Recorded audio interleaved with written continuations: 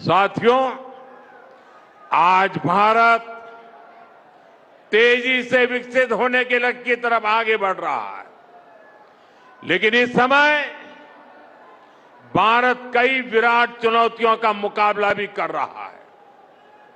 साथियों, कोरोना काल के दौरान ही दुनिया सप्लाई चेन के बहुत बड़े संकट से गिर गई थी। कोविड के बाद यूक्रेन में युद्ध शुरू हो गया, उसने दुनिया की परेशानियां और बढ़ा दी। फूड, फ्यूल, फर्टिलाइजर, इन तीनों चीजों पर गंभीर प्रभाव पड़ा। बीते 5-6 वर्षों में इस संकट से निपटने के लिए हमारी सरकार निरंतर प्रयास कर रही है। आपको याद होगा, उस समय और आज भी फर्टिलाइजर की एक बोरी दुनिया में 3-3 हजार रुपये में बिक रही थी। एक बोरी का 3,000 रुपया। कितना? आप बताएंगे एक बोरी का कितना? आंकड़ा नहीं, बोलिए मुंह से। 3,000 रुपया एक बोरी का। कितना? एक बोरी का कितना? एक बोरी का कितना? और भारत के किसानों को वही खाद की बोरी 300 से भी कम रुपये में दी जा रही है। 3,000 के सामने 300 रुपये में। सप्लाई चेन की इन मुश्किलों के बीच पिछले 2 महीने से हमारे पड़ोस में ही इतना बड़ा युद्ध चल रहा है। इसका असर पूरी दुनिया पर पड़ा है और भारत पर तो और भी गंभीर असर हुआ है। साथियों, भारत के पास बड़े बड़े तेल के कुएं नहीं है। हमें अपनी जरूरत का पेट्रोल, डीजल, गैस, ये सब बहुत बड़ी मात्रा में दुनिया के दूसरे देशों से, बाहर से मंगाना पड़ता है। युद्ध की वजह से पूरी दुनिया में पेट्रोल, डीजल, गैस और फर्टिलाइजर के दाम बहुत अधिक बढ़ चुके हैं, आसमान को भी पार कर गए हैं। अड़ोस पड़ोस में देशों में क्या हाल है वो तो अखबारों में आता है। भारत सरकार इस युद्ध के पिछले 2 महीनों से देशवासियों को इस संकट से बचाने के लिए लगातार प्रयास कर रही है। नागरिकों पर बोझ न पड़े, इसके लिए सरकार सारा बोझ सरकार खुद अपने कंधे पर उठा रही है।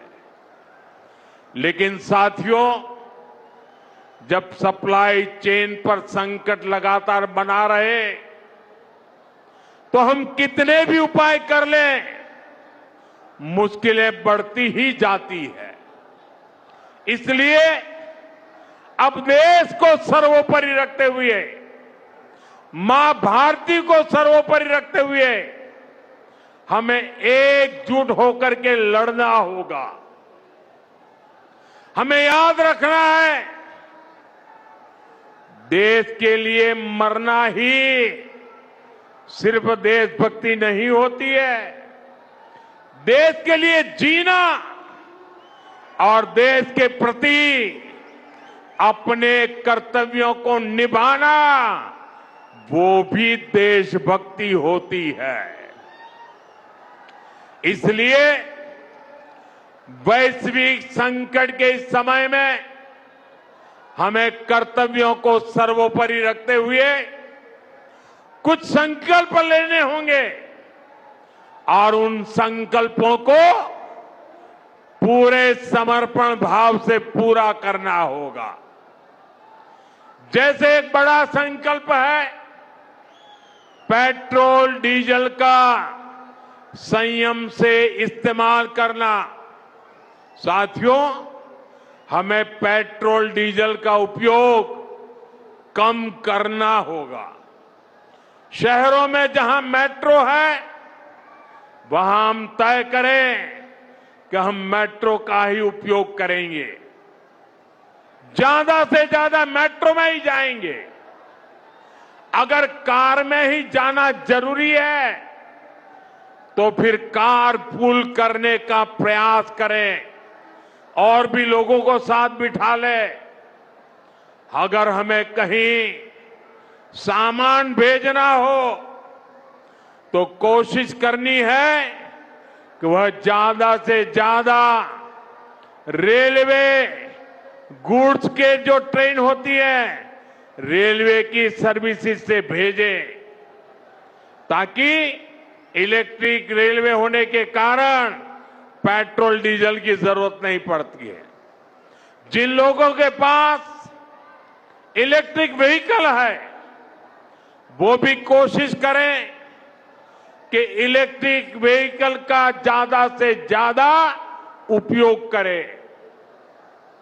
साथियों, हमने कोरोना के समय में वर्क फ्रॉम होम की, ऑनलाइन मीटिंग्स की, वीडियो कॉन्फ्रेंस की, ऐसी अनेक व्यवस्थाएं विकसित की और हमें आदत भी हो गई थी।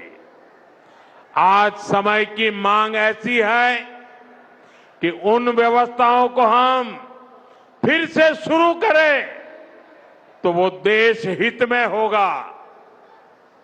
Work from home, online conferences, virtual meetings, इनको हमें फिर से प्राथमिकता देनी है।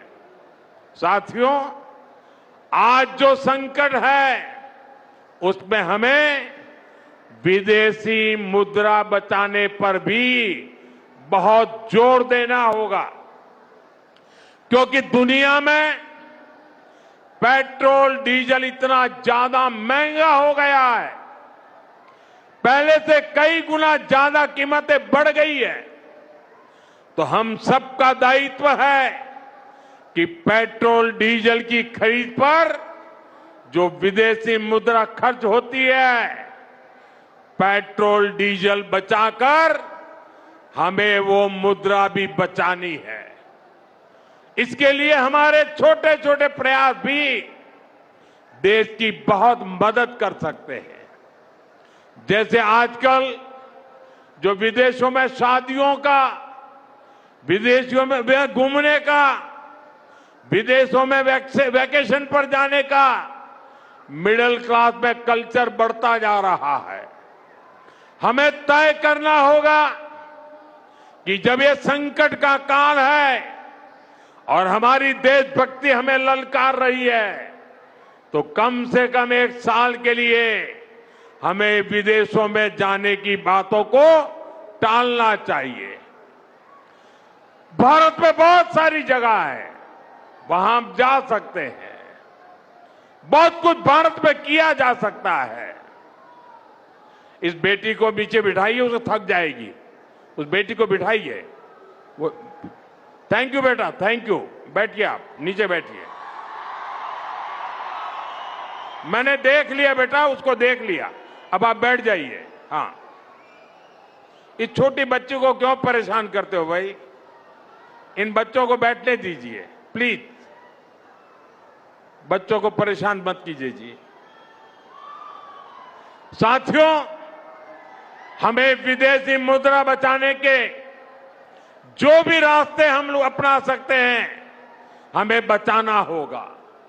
साथियों, गोल्ड यानी सोने की खरीद एक और पहलू है जिसमें विदेशी मुद्रा बहुत अधिक खर्च होती है।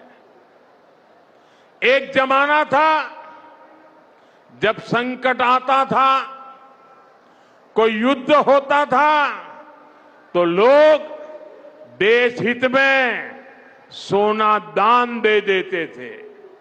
आज दान की जरूरत नहीं है, लेकिन देश हित में हमको ये तय करना पड़ेगा कि साल भर तक घर में कोई भी फंक्शन हो, कोई भी कार्यक्रम हो, हम सोने के गहने नहीं खरीदेंगे, सोना नहीं खरीदेंगे।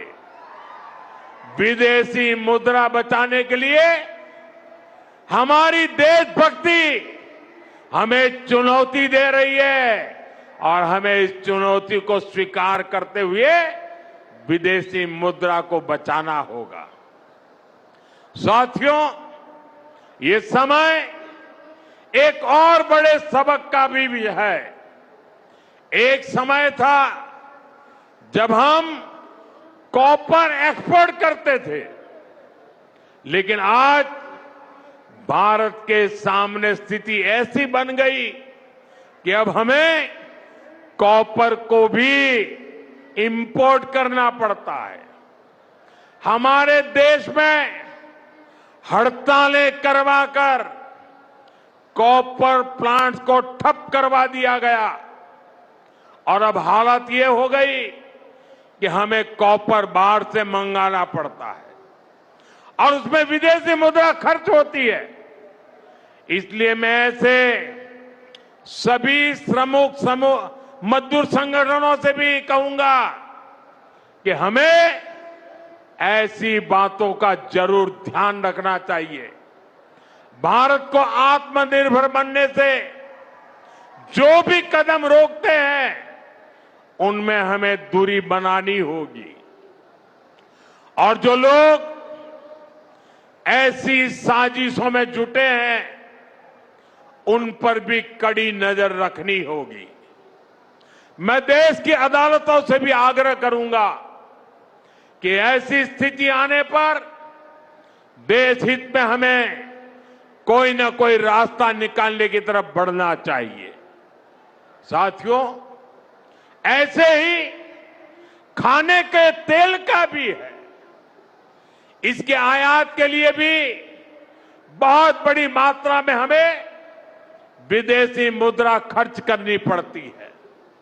हर परिवार अगर खाने के तेल में खाने का तेल का जो उपयोग करता है, अगर वो कुछ कमी करे, मैंने बार बार कहा है 10% कम करो। अगर हम तेल खाना कम करें ना, तो भी वो देशभक्ति का बहुत बड़ा काम है। आप देश सेवा में योगदान दे सकते हैं और इससे देश सेवा भी होगी और देह सेवा भी होगी। इससे देश के खजाने का स्वास्थ्य भी सुधरेगा और परिवार के हर सदस्य का स्वास्थ्य भी अच्छा रहेगा। साथियों, विदेशी मुद्रा की खपत वाला एक और सेक्टर हमारी खेती है। हम बहुत बड़ी मात्रा में बाहर से केमिकल फर्टिलाइजर इंपोर्ट करते हैं।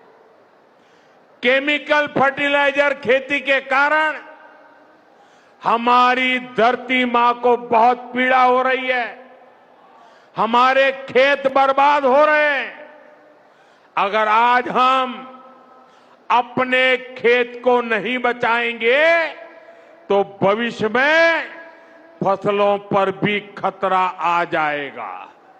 इसलिए बहुत जरूरी है कि हम केमिकल फर्टिलाइजर की खपत 25%, 30%, 40%, 50% उसको घटाए, आधी कर दें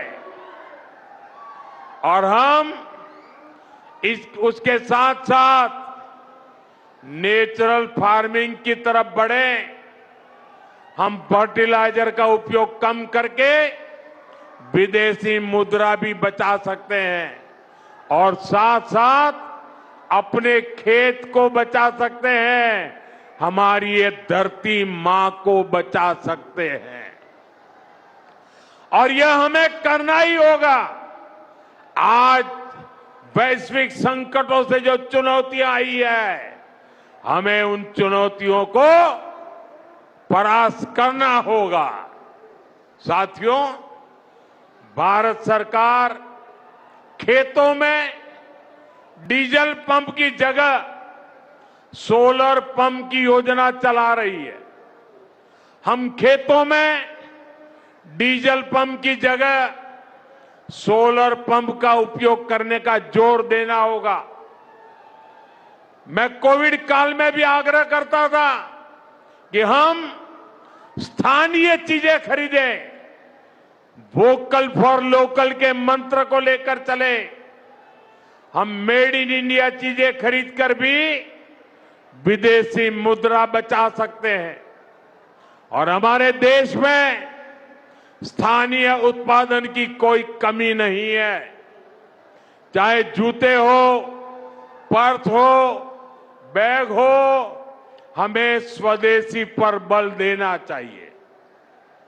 और मैं ये नहीं कह रहा कि जो आपके पास विदेशी चीजें खरीदी हुई है, विदेशी ब्रांड की है, उनको जाकर के फेंक दो, ऐसा मैं नहीं कह रहा हूं। लेकिन मेरा आग्रह है कि नए विदेशी प्रोडक्ट हमें नहीं खरीदने चाहिए। और वाकई हमें कई बार अंदाजा तक नहीं होता कि रोजमर्रा की कितनी सारी चीजें विदेशी है जो हम ऐसे ही यूज कर रहे हैं। और साथियों, जब मैं बात स्वदेशी की करता हूं तो लोगों को लगता है कि दिवाली के दिए खरीदो मतलब स्वदेशी हो गया। ये तो भ्रम फैलाने वाली बातें हैं। इसे सफलता नहीं मिलती है। हमें घर के उपयोग में आने वाले सामान की लिस्ट बनानी है। देखना चाहिए कितनी विदेशी चीजें घुस गई है, पता ही नहीं है। कैंची हो, कंघी हो, छोटी छोटी चीजें, टूथपिन, टूथब्रश, कितना सारा सामान विदेश से हमारे घर में घुस गया है। फिर इस लिस्ट से हमें हो सके उतना जल्दी स्वदेशी में बदलना चाहिए। साथियों, ये बातें सिर्फ एक सरकार, एक दल, एक व्यक्ति की नहीं है। ये बीजेपी का भी मुद्दा नहीं है, ये देश का मुद्दा है। और इसके लिए हर नागरिक, हर राजनीतिक दल, हर सरकार, हर समाज, हर संगठन को संकल्पबद्ध होगा।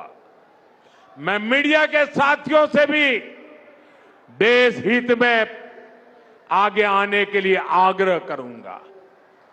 आइए देशभक्ति का भाव जगाएं और देश को जो वैश्विक संकट चल रहे हैं, देश उस संकटों का लाभ ले, परिस्थिति पे सवार हो जाए।